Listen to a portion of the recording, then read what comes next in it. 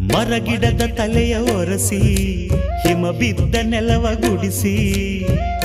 ಆಹಾ ಹೊಲಗದ್ದೆ ಇನ್ನೂ ಎಂತ ನಿದ್ದೆ ಎಂದ ದಿನ ರಾಯನು ರವಿರಾಯ ನಿನ್ನ ಮನೆ ಕಾಯ ಬಿಡುವೆಂದೋ ನಿನಗೆ ಮಹಾರಾಯ ಧಗ ಧಗ ಉರಿಯುವೆ ಜಗ ಜಗ ಬೆಳಗುವೆ ನೀನು ಬರದೆ ದಿನವಿಲ್ಲ